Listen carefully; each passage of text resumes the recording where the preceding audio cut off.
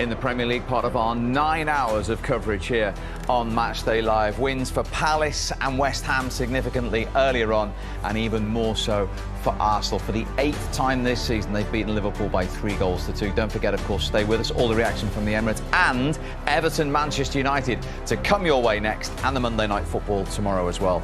Nottingham Forest against Arsenal.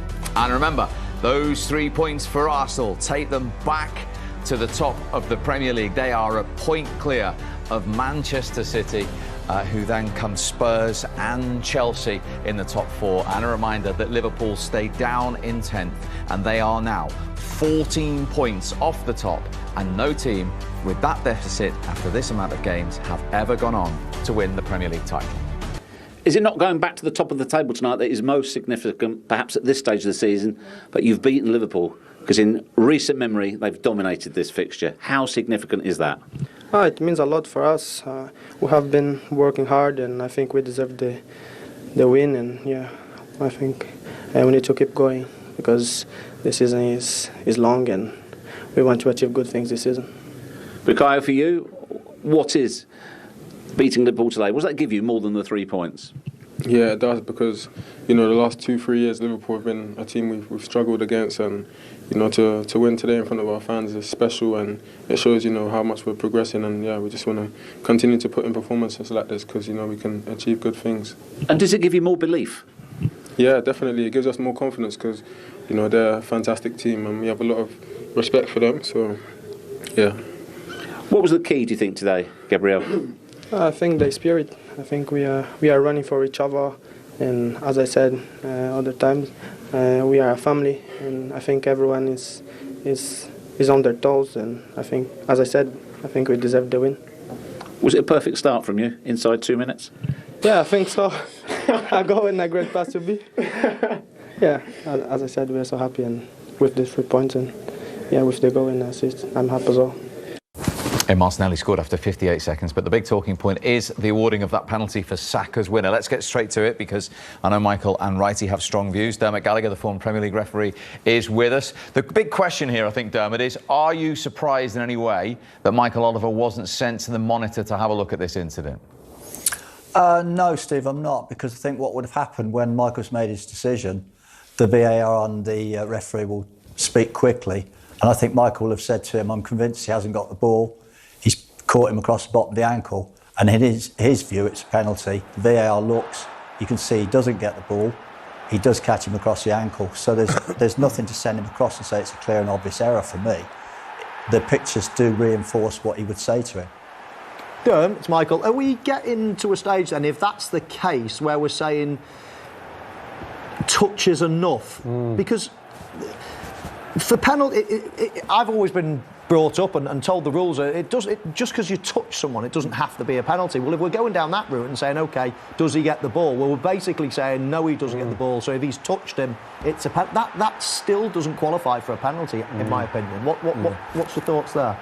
Well, I don't think just because you touch somebody, it's going to be a foul. If you watch this game, it was a very physical game. It was a really, really entertaining game. There was a lot of physical contact. There was a lot of good hard tackling.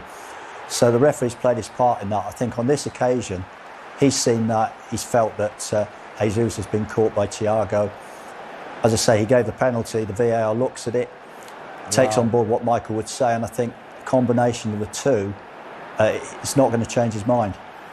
I've got to say with that, Derm, at some stage you're going to have to look at that, because when I see that, as much as I'm delighted that my team's gone top of the league, I've got to look at that and say, I can't see where the foul is, because look at the contact. I don't feel there's enough contact for him to as a referee, knowing how the game is, for him to go down like he has for a start. He's not swung out at him and caught him on the move or anything. He's behind him, and it's minimum contact. At some stage, surely, the referees have got to see that and say, no, I'm sorry. The VAR are seeing this. Yeah, but they've got to look at that and say, no, he's not impeded, because look, Michael, he's standing up, he's fine. Standing up, yeah. They've got to look at these, because they have looked at it. Yeah, but it's for me, I don't see the foul, if I'm going to be totally honest. I don't see the foul. The whole point I don't get is that, as I mentioned before, you can't just say, has he got the ball? Because then you are just taking out all of that, you know. Yeah. You're Is it basically soft saying in order- touches yeah. can be a foul now. Well, Yeah. that's never been the rule. It's never been the rule that if you don't get the ball, if you don't touch the ball, then it's got to be a penalty if there's a touch. And that's why I just think, hang on a minute, if you're speaking to the VAR, is there sufficient touch? It should be. Is there a sufficient touch that either prevents him from shooting, to actually bring him down? But touch, you're in the box. You're in the box. People are gonna try to stop you from. It's just when you they're look at gonna it, try Mike, to block it. you look at- you're 7 yards out. You know when they show the magnified one, you know, it's I can't. But we'll never know. But had Michael Oliver been sent over, I reckon when- he would have kept it. look, I do reckon you? he would have kept Mike, it. look. Probably. Is that enough? Is that enough of a touch? It's not. He's not falling over there. Is that enough of a touch to give a pen? Derm, is it? Well, the only one that can answer that is Michael Oliver. You know, he's. Well, that's he's what I'm up saying, Derm. I'm tired of seeing you having to come up here and answer for them. When I want to know from Michael Oliver, how can you look at that and say, yeah, that's Would you a have pen? given that, Derm? I don't know. I think that says it all, Derm. It's not easy being a ref nowadays, is it? I know. But I know. It's difficult. I think because it's such a good game, it's such a physical game, a decision like that stands out. But I think he's hamstrung in many ways, the VAR, because what would be fed back to him, you know, the pictures do reinforce what Michael Oliver would have told him, and therefore he can't send him to the screen. If you can't send him to the screen, the decision's not going to be overturned. It's so black and white. Derm, thanks as ever. Honestly. Now, Righty, we should point out, Arsenal haven't had a Premier League penalty this season. Bukayo Saka took the ball off Martin Ødegaard. Yes. It's only his fourth career penalty. One of those was that penalty in the final against Italy. What about the character of this young man? I'm just so pleased for him. I'm delighted for him because we've got to remember, and Michael will know, to take the penalties at some stage, you've got to say to the manager, say to the players, say to the lads, I'm on the penalties. And, you know, for everything what he's been through, you know, for him to go and say that, it just shows the mark of the player and what he's about. He wants responsibility. You've got to remember, what happened in the Euros, if it goes the other way around, we're talking about a young guy scoring a winning penalty to win the Euros for England. That is the responsibility that they gave him, because that is what they think of him. So it doesn't surprise me that he's somebody that will say, I'll take the penalties. Because he's just, and look how he took it with aplomb. It was brilliantly taken. You can imagine that that I don't think that this is a clear penalty. This is a very soft one. I think it would have been a situation where the ref should have another look at it.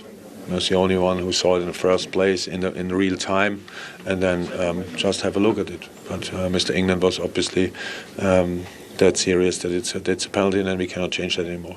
Makes it a bit, because first half we had that situation when Diogo, when Gabriel, the handball. Yeah, the handball.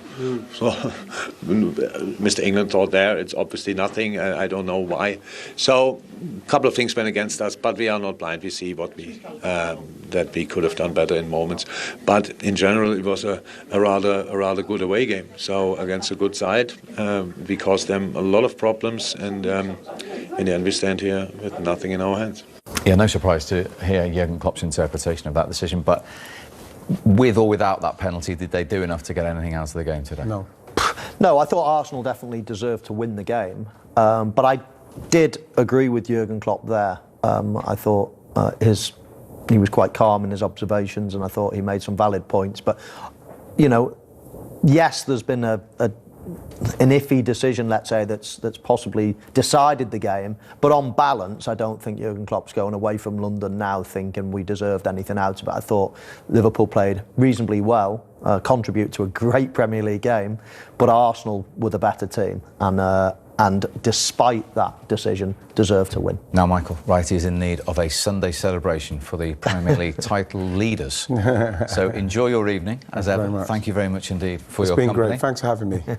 Always a pleasure. Top for of the the dream league. team. You Top know of the that. league. An exhilarating first 45 minutes then at the Emirates. Arsenal have the better of it by 2-1. Let's get straight into it. 58 seconds. That is all it took for your man Martinelli to have the effect. Well, we knew that side was going to be a problem for him, but we'll go into it. But it's the way Arsenal have been starting, Steve. You know, they've been starting quickly. The crowd's all behind them, and then you're getting quality when they get into this area of the field now. real good quality pass, great movement and composed finish. And that is brilliant start. 4 goals already in 9 Premier League games this season for Gabriel Martinelli. What about this goal then, from a Liverpool point of view? Well, exactly, Steve. First of all, let's have a look.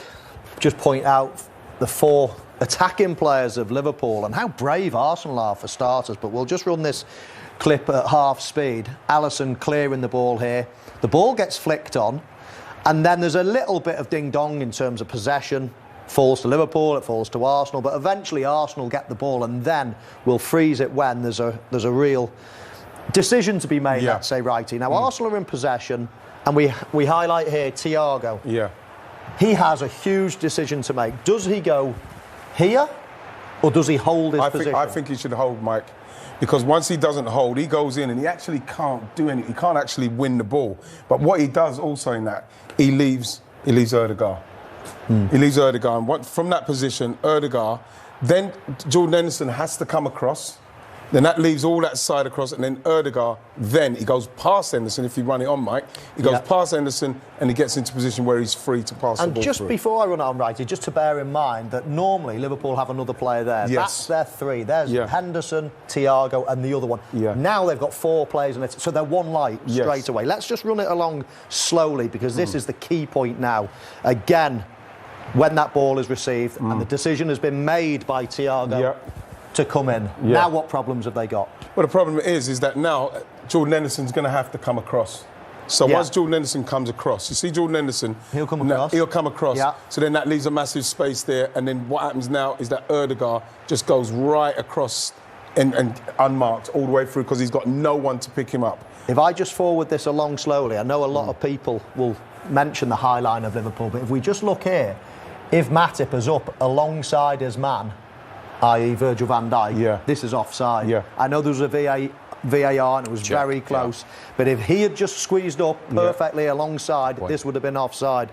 And then the problems start, knock-on effect starts. Right now you could see, once he gets, you can see him there, Ødegaard going inside, because Jordan Henderson's coming across. Now you've got this massive space bam, on the other side.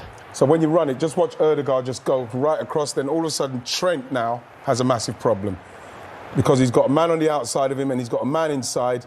Do I stay? And then the ball has to be perfect, and it is from Ødegaard. But again, he's got the time to do it because he's got no one picking him up. And then, Martinelli comes through and scores. Can Trent do any more? I don't think it's quite hard. No. I mean, he's probably going to get stick for it, but I think this is quite hard. I think he gets tight enough into his centre half. I do, and I think the ball is very good. The ball's a very good ball. Yeah. And then we see a great finish, but could have been avoided, but a great counter-attack, Steve, from Arsenal. And what about the response from Liverpool? And how much and pleased were you for Nunez to get that goal? Well, he made a couple of great runs into that right channel. One, he had a shot save. The second one, he crossed the ball, and it was nearly a goal. The third one actually was quite fortunate, because Trent didn't mean to play the ball into that channel. He tried the diagonal across into more of a central area, but once that happened, it was a great little crossover. Look at Trent here. He's trying to find Diaz in the middle here, right over the top. As he miskicks it, Diaz changes his run into that channel, and they almost do a crossover. Nunez makes a great run and gets just enough, just smothers the ball, Mike. What you should do there, smother it on target. You know what I mean? So you could get it on target. He done well there. Diaz's runs, he's made some very, very good runs. But they showed how dangerous they could be. And then right on the stroke of half-time, Martinelli again involved. Well, this is Arsenal again. They've got. Obviously, they're able to progress the ball, but on a counter-attack against Jordan Henderson and Trent, it's going to be a problem. I would not let him come back on his right foot. Both of them let him come back, and then great dummy from Gabriel in the middle, the centre half who's got himself up there. Great dummy from him.